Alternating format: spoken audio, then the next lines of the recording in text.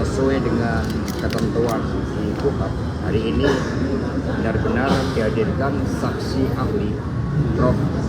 Mawarar Siahaan yang betul-betul bisa memberikan suatu terang terhadap suatu proses hukum yang harus menjunjung tinggi hak asasi manusia yang tidak boleh melanggar due process of law, dan kemudian terhadap barang-barang bukti itu juga harus diperoleh dengan cara-cara yang tidak melawan hukum.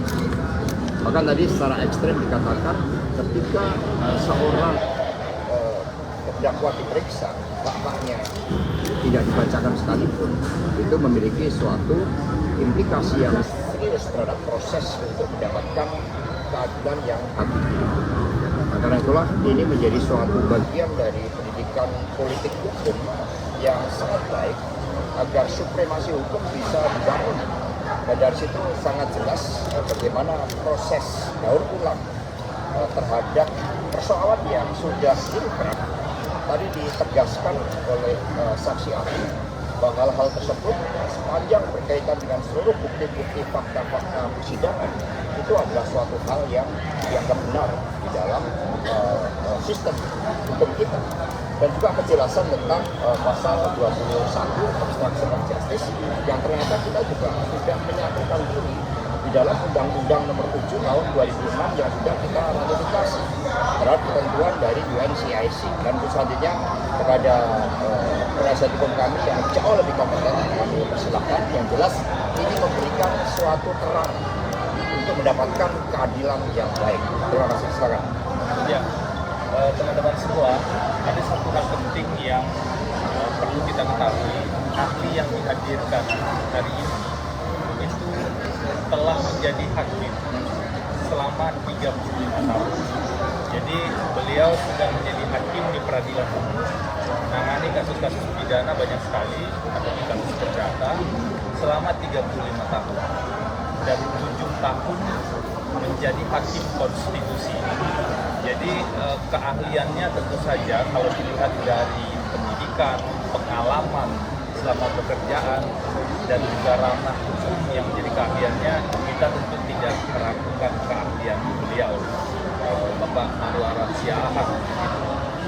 Itu yang pertama. Yang kedua, ada beberapa prinsip dasar yang ditegaskan dari dalam keahlian beliau, terutama yang terkait dengan norma di konstitusi, di Undang-Undang Dasar 1945, dan juga hak asasi manusia. Kenapa ini penting?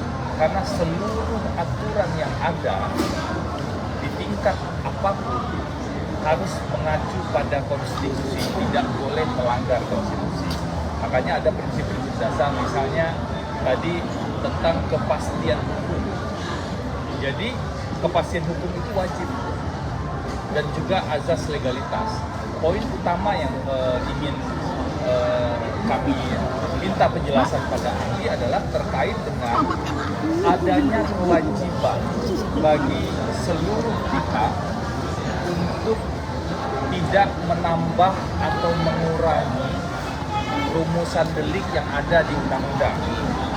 Karena yang boleh untuk menambah, mengurangi, atau mengkoreksi rumusan delik di undang-undang itu hanya Mahkamah Konstitusi dan pembentuk undang-undang tersebut. Jadi penasihat hukum, penuntut umum, hakim atau siapapun itu tidak boleh menambah atau mengurangi rumusan delik. Karena itulah tadi kami konfirmasi dan tegas sekali pasal 21 yang mengatur tentang obstruction of justice tidak boleh dan tidak bisa diperluas diterapkan pada tahap penyelidikan. Kenapa? Karena rumusan pasalnya memang demikian. Rumusan pasalnya adalah pada tahap penyidikan, penuntutan, dan proses persidangan. Tidak boleh kemudian dengan alasan apapun sepanjang pasalnya belum berubah,